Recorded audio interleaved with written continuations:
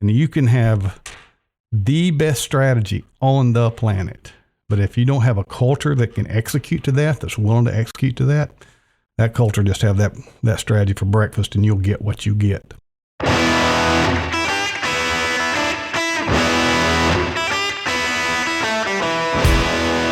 Welcome to Real Leadership, a podcast that spotlights leaders who make, move, and process things in the real economy. Together, we go to the heart of leadership to discover the strategies and hard-earned lessons from pragmatic, gutsy leaders who operate in a world that is more steak than it is sizzle.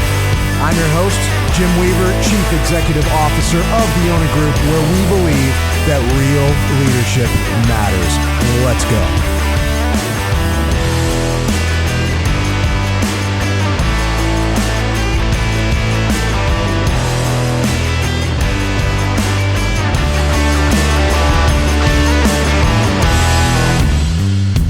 Understanding your labor market is crucial for successful recruitment.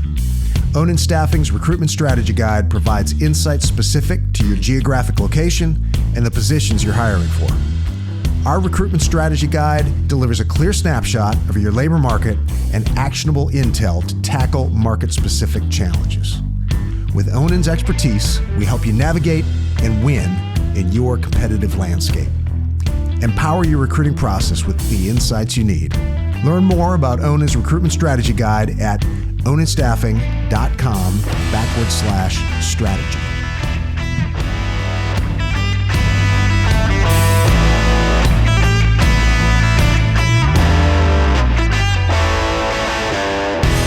We are excited to have Randy Tucker on today's episode. Randy is the current chairman and CEO of Wineshipping, a third-party logistics provider for the adult beverage industry.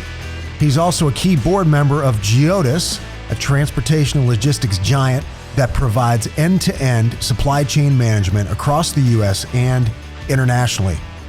Randy received a Bachelor's of Science and an MBA in Mathematics and Engineering from the University of Alabama.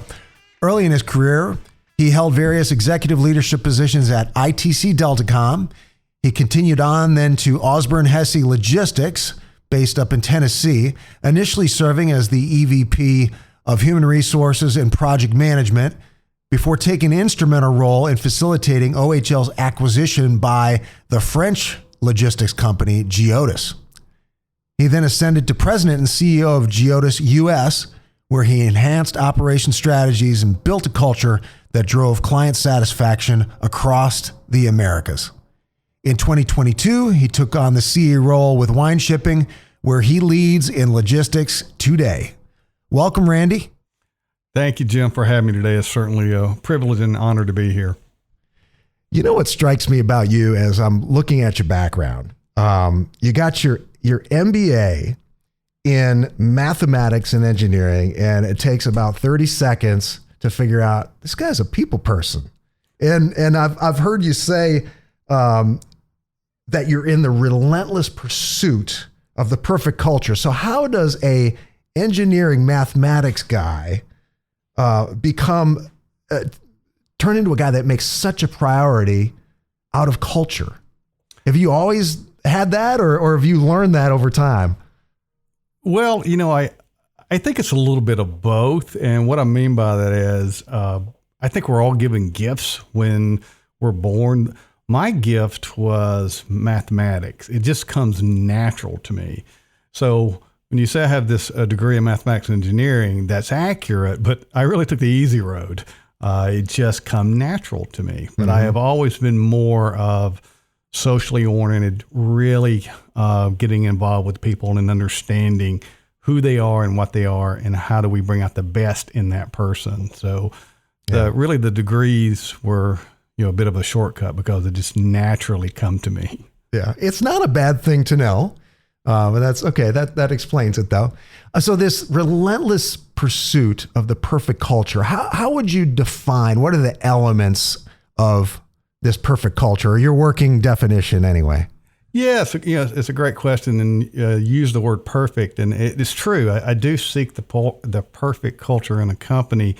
To borrow from Coach Lombardi, he said he always sought perfection, knowing that he would stumble upon excellence. And, perfection's hard to get your arms around, but if you seek it, you will find excellence on the journey. The way I define culture, and I think if you just ask 10 people, you'd get 10 different answers, but it's really how things get done in a business and what's truly valued in a business. There's always policies, but then there's practices. And do the policies and practices really come together? The policies is what we say we're going to do.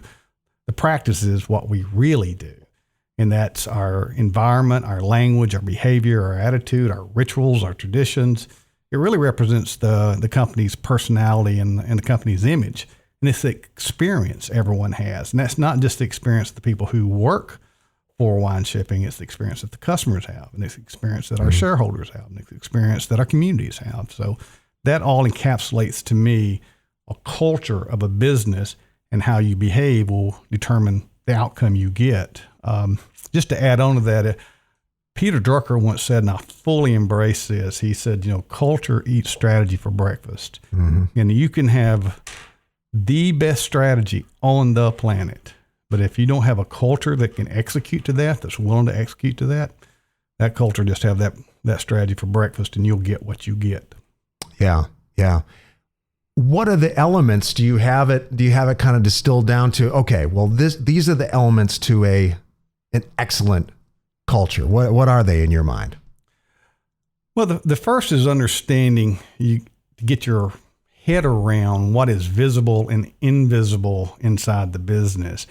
And in the visible part is what is the vision that's always stated, what is the strategy, what is the shared values, what is the policy.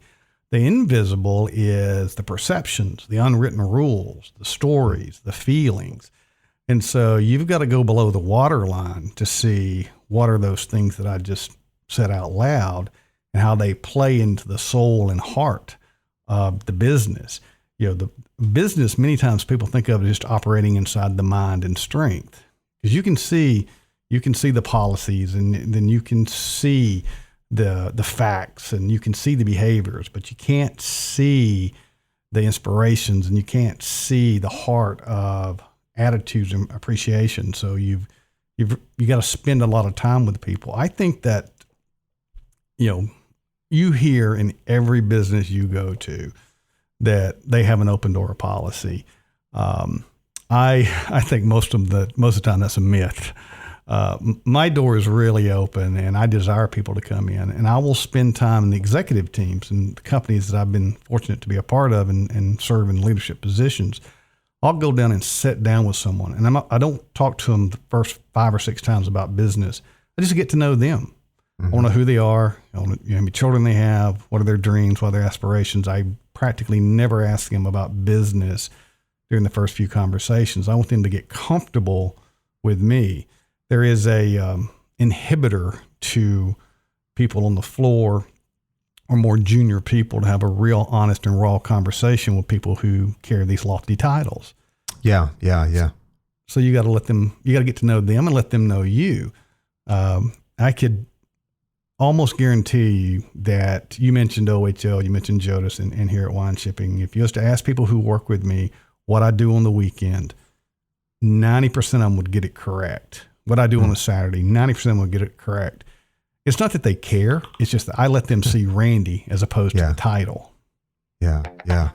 Recruiting top talent is tough. Ōnin Staffing focuses on people, offering exceptional benefits to attract and retain dedicated workers. Partner with us for flexible, data-driven solutions. Visit oninstaffing.com to learn more. You have run some massive businesses. When you talk about culture, we're talking culture at scale. We'll get into more depth on what Wineshipping does, but you have a national presence with them. I know GEODIS very well. That is a massive company, international company. You were over the Americas. Mm-hmm. You can't possibly get to know everyone in the organization. Correct. So what tools, tactics, tactics, strategies did you use to scale your culture in an organization like that? Because it can't be all one-on-one because you just not enough of you to go around. So how do you execute on that from that CEO position? Yeah, no, it's a great question. When I didn't mention, I'm actually a 2-time failure. I've retired twice, failed at it both times. But when I retired from GEODIS, we were 17,000 people on the payroll and another 5,000 that were temporary. So, we were operating in 20,000 plus people. And You're right. It's hard to get to know 2,000, nonetheless put a zero on the end of that. Mm-hmm. But there are techniques. I never once, and never is a long time, but I believe it's true to say that in the last 15 years, I've never held a staff meeting that I didn't cover a leadership topic. And the leadership topic is generally covering culture in one sense or another. And those senior executives that was in my staff meetings cascaded that down. Now we use multiple medias to do it. People learn in different ways. And so we'd send out videos. We had stand-up meetings every day in our warehouses. And we do here at Wineshipping, stand-up meetings every day. So we cover it in multiple different ways. We use software where people can talk to us on the software that says, I don't like that I have to stand. This is a real example. I don't like I have to stand 20 minutes in line to get to the microwave when I only have a 30-minute lunch. Okay, that's a very reasonable thing to say. Yeah, let's go cure that. But we provide all kinds of avenues and different sources to speak to people and let them know that we care about what they say, we care about their experiences, and we'll take the appropriate action to make their experience the best one we can make inside the business. So a lot of different angles, a lot of different approaches, and you've got to be relentless to it, which is the reason I never held a staff meeting without having this topic. And if I went and talked to a group, if I boarded an airplane, and we had at GEODIS, we had 52 million square feet of warehouse space. If I went and spoke to someone and they didn't understand my language, that wasn't on them. That was on leadership. So I was going to go have a conversation as to why they didn't understand what I was speaking to when I used language like duty to communicate or other types of topics that we would cover, just to make sure that we're all are speaking the same language and we're all enjoying the experience we have. And I have a saying that everyone, and I do mean everyone, should always feel respected, appreciated, and valued. You can have hard conversations with people if the things aren't getting done properly, if processes aren't being followed. Yeah. But everyone at all times need to feel respected, appreciated, and valued, and no tolerance for that not being true. That's good. You said something off mic I want to come back to. You said you have a policy of never taking yourself too seriously, but also taking the business seriously. So tell us more about that. That's a good phrase. I like that. Well, thank you. Yeah. It's my view that what we do here is really important. And when I say here, I'm talking about Wineshipping, but what anyone does in their business is important. There's a lot of people involved, a lot of people that are affected, and you have to take that very seriously. You have shareholders and you have vendors and employees and customers and the community that you work in, and you have to be very responsible to all of that. But you can't walk in a room and believe that everything in this world is serious, particularly yourself. Mm-hmm. I'm never of the view that I'm the smartest person in the room. Sometimes I'm of the view that I may be the least, the dullest knife in the drawer. Mm. Notwithstanding, if you don't bring a sense of calmness and humor to everything, that lack of sense of humor and calmness will start to permeate a system. So I always want everyone to see me relaxed, because by and large, I'm always relaxed. I want everyone to have a sense of calm. I want everyone to understand I have a sense of purpose. And our purpose is to get a little bit of every day and to deliver the best service available on the planet, but do it in a way where everybody's having fun. We spend a lot of time here, and it's way too much time not to enjoy yourself on that journey. So I don't take myself seriously at all. I just take what I do very seriously. Amen. I know it is. We spend way too much time working to not have fun. Exactly. I'm totally with you. And it's fun to be really good at what you do. That's fun too, right? It is. You know, I wish every company, and maybe I shouldn't speak for every company, so let me just speak for mine. When I arrived here, one of the first things I did was I said, all right, we need to develop stands. What do we stand for? And pull the exec team together. And curiously, when you first ask that question, all the common things come out. Well, we stand for good customer service. Well, we stand for profitability. Well, we stand for sustainability. All the things that you could find in a junior business college book. Mm-hmm. That's not what I mean. Where we ended up was we stand for unity. And that means unity with one another, unity with our customers, unity with our shareholders, unity with this community. We stand for simplicity. We as human beings have this unique ability to make the simplest thing complex. Yeah. And so let's not do that. And we stand for fun, because everything we do, we should be having a good time with it. So if you was to go to our website and find our stands, you'll find it says unity, simplicity, and fun. And if you follow those three stands to its highest possible level, everything else takes care of itself. Yeah. What do you think? I don't know what the percentage is, but I mean, it's got to be more than 50% of people working are not enjoying themselves. Why do you think that is? I think it's leadership. I think that everything that happens in a business is a function of leadership. I have a saying that I think people get sick of hearing me say it sometimes, which is I think the difference between a performing company and one that does not is leadership. I firmly believe that the graveyard of corporate America has some companies in there that had great services or great products and had poor leadership, and that poor leadership drove them to that graveyard. Every company is a reflection of its leadership. Everything that happens in the business is tolerated or required by the leadership. And if you're not having a good time, that means the leadership created that environment, and that's why. Mm-hmm. You've been around a while, so what's some bad advice you've got? Some of the worst advice you've gotten along the way when it comes to leadership. Jim, I'm a little insulted. You said I've been around for a while. I have been too. Let's be real. Let's be real. You're right. I've been around a long while, unfortunately. You know, a couple of things comes to mind when you ask that question. I think that the dumbest thing I have ever heard in business is when someone says, if it ain't broke, don't fix it. I mean, if we took that as like physics, you know, like it was some fundamental truth, we'd all be riding horses still. There's nothing wrong with a horse. It worked. I mean, it was terribly cumbersome. It was uncomfortable, but it worked. And so we should every day show up to be better. And it doesn't matter if it's not broke. What matters is, can you be better the next day?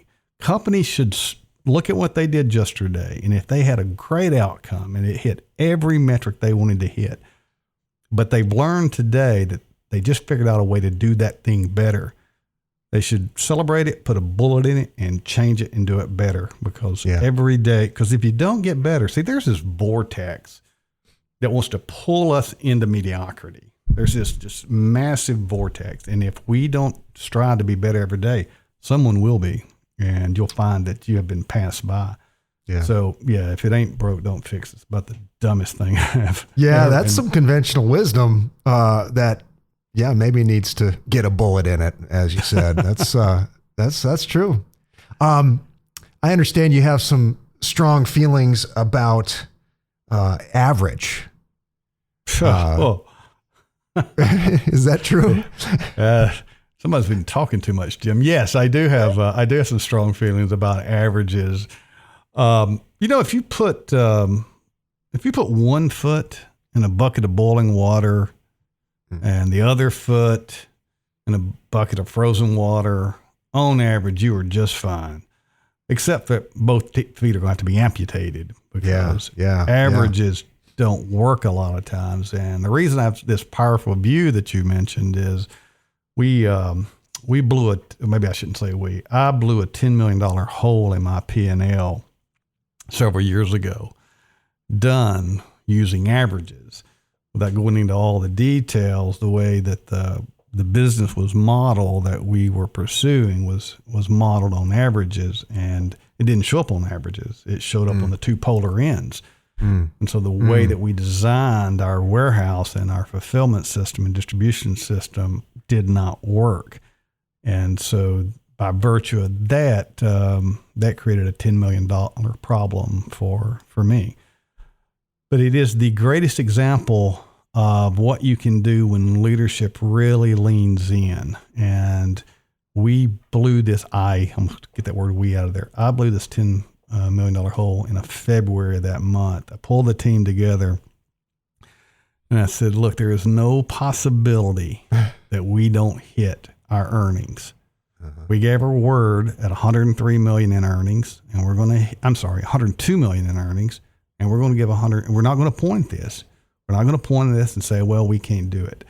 That event, and I also told the team, I said, look, you can think what you want to think, but you should not go outside this room and breathe life into, we're not going to hit our earnings. You're entitled to your own point of view, but don't go breathe life into this. Yeah.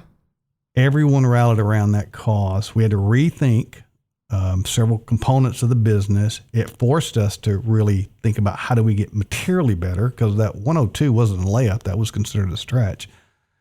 And through just that making smart bets, being relentless to seek out how do we hit those earnings, we showed up on a plan of 102 at 103. So sometimes, people ask me, what's my greatest successes? And I'm being very sincere when I have trouble thinking of any. When they ask me what my failures are, I can always remember those because there were such great learnings that come from those failures. And that was my greatest right there. Yeah. $10,000 or $10 million blow. Struggling with high turnover and burnout? Ōnin Flex addresses these challenges head on, offering a scalable solution with vetted part-time talent to fill staffing gaps. Ōnin Flex combats worker shortages and ensures your core team isn't overburdened, reducing turnover and enhancing job satisfaction. Empower your workforce and boost your success with Ōnin Flex. Visit oninflex.com to learn more. Talk to us about Wineshippers. What do you guys do for a living over there? I have a good sense, but I don't know what the listeners do. What do you do over there? Well, we are truth in advertising. We ship wine. So, yeah, that's kind of very crazy. apt name. Yeah. Who would have thought that, right? Yes, we are the largest, by far, direct to consumer wine shipping company in the United States.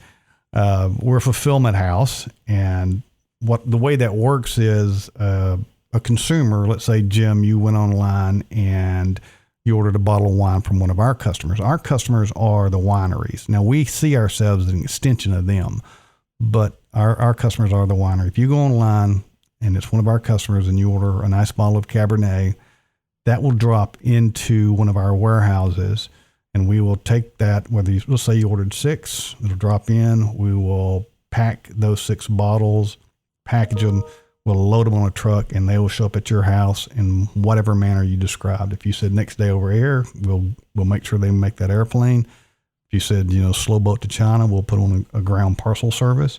Yeah. But however you want it, we'll make sure that it gets there. And we are, like I said, we're by far the largest in the United States. And what's great about this business is a little bit of a barrier to entry. That part is great. The next part is that not great in that every state has its own rules around alcoholic beverage. So if you're shipping to California, that's one set of rules. If you're shipping to Alabama, that's another set of rules. And I got to go get it at the ABC store in Alabama.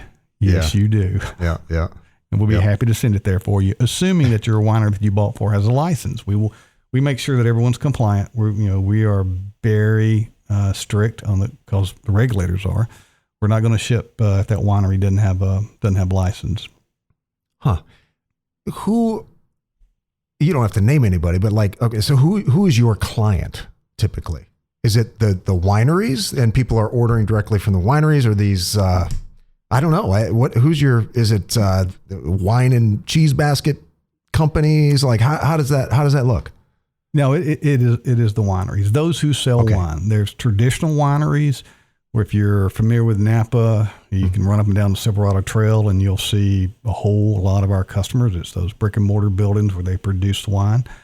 But it's also, there is companies that have cropped up in the last 10 years where they're not a traditional winery. They don't have a brick and mortar. They're just an e-commerce company. But they do produce wine, and we'll ship wine from them as well. Okay. Why do companies work with a 3PL, third-party logistics company like Wineshippers, like GEODIS, as opposed to doing their own, just shipping it themselves? Why outsource that? What's the value prop? Well, there's a couple. One is our core competency. And if you make widgets, you're probably really good at making widgets. That's what you do. And you probably do that pretty well if you're a successful company and there's a need for your widget. But being good at everything is very difficult. Our core competency is to do distribution and fulfillment. And that core competency means that we have the tools that are needed. If you think about you as someone selling widgets, if you choose to do your own fulfillment, you've got to get a warehouse.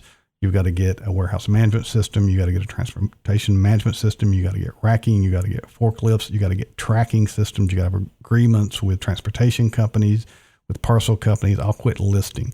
But also I have scale. You mentioned GEODIS. GEODIS has tremendous scale. We at Wineshipping, being the largest fulfillment, we have scale. So we can buy packaging and materials and other things much cheaper than you can as a rule. Just because our size, we can go out and procure favorable rates in many different areas of the business. Yeah. How many warehouses do you have? And how is that distribution network set up? At Wineshipping, we have 12 different warehouses. We have them 12. Yes. Wow. Okay. Yep. So we have them up and down California. There's really three main areas of growers in California, and we have them in those three areas. We have a midpoint in Missouri. It's actually in Earth City, which is, if you go across the bridge, you're in St. Louis. Yep. And we currently have two warehouses in New York. So that covers, we can cover, I think it's 94% of the footprint. Population, let me be very clear. 94% of the population in 2-day ground if you distribute your products in all three of our warehouses. And when I say all three, I just said we have 12 in the three different areas. Yes. Yes. California, Missouri, and New York. Huh. How do you, I guess the scale is not as immense with Wineshipping as it was with GEODIS. I mean, GEODIS is, like you mentioned, just huge. I'm curious what you've arrived at as your goal setting framework for the organization. How do you develop, set targets for the year for the organization? What's your process, and then how do you trickle that down in an organization that's the size of yours across the country? With GEODIS, it was countries. Right. What does that process look like? I would imagine it'd have to be fairly robust, but maybe I'm wrong. Maybe it's a little more independent based on the sites. Well, it is a robust process, but I wouldn't call it a complicated process. As I said earlier, we have a unique ability as humans to make the simple complex, but I try to make the complex simple. But I'll speak for Wineshipping specifically. We look at what the market needs are. We look at what our competencies are, and then we'll put together a strategy based on what the market is looking for, and can we serve it in an effective manner. And what I mean by that is if you're producing dog food and there's nothing but cats out there, you're on the wrong track. Yeah. So we study the market. We look at how the market's behaving. We forecast how it's going to behave, and that's not just based on staring at a wall. We do a lot of market research, both talking with our current customers, but also with experts in the field. And then we look at where there's opportunity inside the market, where the market's fragmented. And if a market's fragmented, there's opportunity. And so we will start punching holes in those fragmented parts of the market and try to, bring that fragmentation toward us in a very competitive manner. Yeah. Lay the strategy out and then execute to that. You guys have branched out into beer as well, right? Beer and liquor a little bit, or microbrews. We have not. No, we have discussed doing that, but right now we got to make sure it goes back to what I said in terms of compliance, particularly in spirits. There's only 13 states right now that you can ship spirits in, and so we want to make sure that the juice is worth the squeeze on that, if you will. We have the facilities to do it with, but we want to make sure that we're fully compliant. Those compliance laws have variabilities to them. And in the beer space, we're looking more in the craft area. It is a highly competitive arena inside the beer. The logistics part of it is, or just the beer? Yeah, interesting. The logistics, yeah. Yeah. Sometimes it seems like you're better off keeping it simple, as you said. If taking on a new. You would think it would translate pretty easy, but it doesn't always translate that easily. No. Not in Elk Grove, I can assure you. And just to give you an idea how competitive the beer industry is, the logistics component of it, we did that at GEODIS. GEODIS does that. I shouldn't say did, does that. And we'd have some of these large beer producers come to us and want net 365 terms. That's oh my goodness. That's net 1 year. They want a financing partner. Yeah. Could you give me a loan for free for a year? Yeah. We declined, but that's just how big and powerful they are. They have the backbone and the will to ask for that. And then you got to start working that problem. Wow. Yeah. Especially now with the interest rates up, that's not real appealing. No. You're a people person, and you talked about developing your team, and you having a passion for developing young leaders. What's something that you wish you could instill in every employee at Wineshipping? What's a character trait? Yeah. I think you mentioned earlier that, I think you kind of made a number up that said about 50% of the people who go to work every day aren't having fun. And I think your made up number is probably really close to being factually accurate. And I put that on leadership, and I still stand by that's where it stands. But there's another piece to that, and it is that some people are not doing what they love. And what I wish I could instill in every person is do what you love doing. And if you do what you love doing, you'll do it at a much higher level. And you will show up every day with passion and determination and a commitment to just really find a way to optimize every component of your day.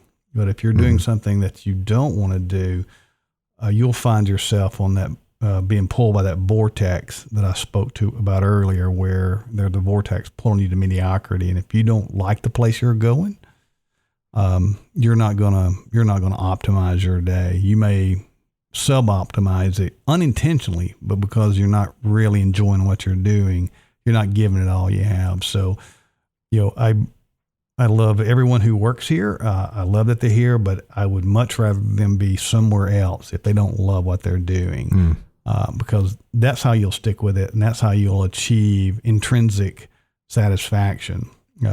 And I think that's key. I have never in my career chased an opportunity for an economic outcome. I've chased it because I thought I would enjoy it. I've chased it because I thought it'd be a lot of fun. And I chased it because I thought maybe I could bring some value there. Yeah. What were the motivations to take the Wineshipping job and come out of retirement? That's, so I mentioned I was a two-time failure. The second time I retired, I did it much smarter than I did the first time. And so I went to work for some private equity firms, and I was serving as an operating partner for those firms. And the way I did it was they didn't control my schedule. I controlled my schedule, but I would go and work with them as they were doing diligence on companies. And I mentioned to you off mic that I actually lived out here in California from 1986 through 1992. I made my first trip to Napa Valley in 1987 and fell in love with the valley. And so part of the diligence that the private equity firm who bought this company asked me to serve as chairman. I was working with them, so I was delighted to do that. And that led, after the purchase, into another conversation of where would I be willing to lead the company to the next level. And I love the valley. I've been collecting wine for a few decades. I have way too many bottles. My brother recently did a calculation that says on my current consumption rate, I'm going to have to live to be 142 to drink it all. So I got a goal now. So Yeah. You know how much time you got to have. Yeah, that's right. But that's how it happened. I've always loved the valley. I've been collecting wine for a few decades, and it looked like it'd be fun. Yeah. And I thought I could bring some value, so here I am. Yeah. Land top technical and professional talent with Focus. Focus specializes in direct hire and contract placements, connecting you to exceptional candidates in IT, engineering, management, and more. Elevate your team with Focus. Visit getinfocus.com. What's something you've changed your mind on in recent years? You seem like a thoughtful guy. What's something you've shifted? Yeah, that's a great question. And I have had what I would consider to be a meaningful shift in one area. I was, I guess what some could say was old school, in that I was of the view that everyone needed to show up to work on premise every day. And of course, when the pandemic hit, that no longer became a reality. And at the time I was still at GEODIS, and I was in Brentwood, Tennessee, which is where my office was located. And that building would hold 600 people. And during the pandemic, there was 20 of us that showed up to work. So we all had our own wing there, if you will. And everyone else was still dialing in. And what I learned was that everyone doesn't have to be there 5 days a week for 8 hours a day. Now, I do believe that you do have to come together, 1 or 2 times a week. I think that's important. I think that culture will start to degrade otherwise, and that culture, the collaboration will weaken. But I do believe that you can work from home, 3 days a week, and still get the same productivity you have, and as it turns out, have a much more satisfied employee base. Now, some things you can't work at home, and one of them is putting wine in a box, or putting a widget in a box, or getting your hair cut. Those are all going to show up at work. But the delivery part of your business, that you need people physically present for sure. Right. But it's been interesting to see that swing. I do think flexibility is highly valued by the workforce right now, and if you can provide that, it's attractive. If you can, I think it's wise. Yeah, you used the right word. It's highly valued, and I think that's right, Jim. I mean, for me, I kept going to work because that's where I get my energy from. All my tools, right here in front of me. I get my energy from getting up and going into the office.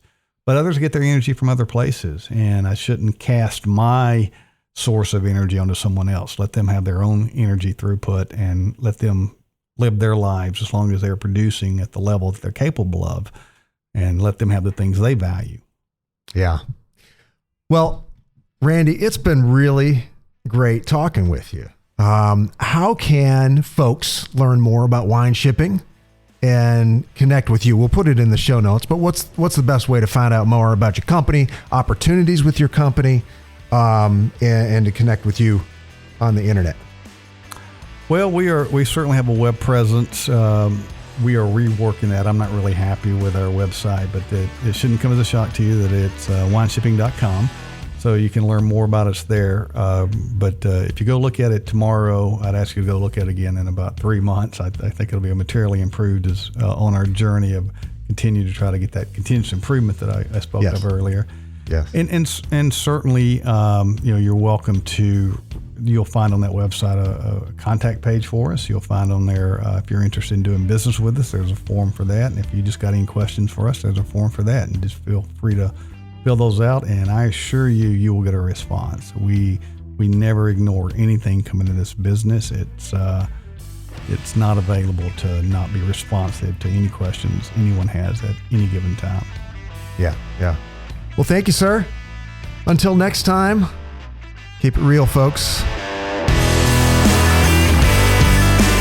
Thank you for listening.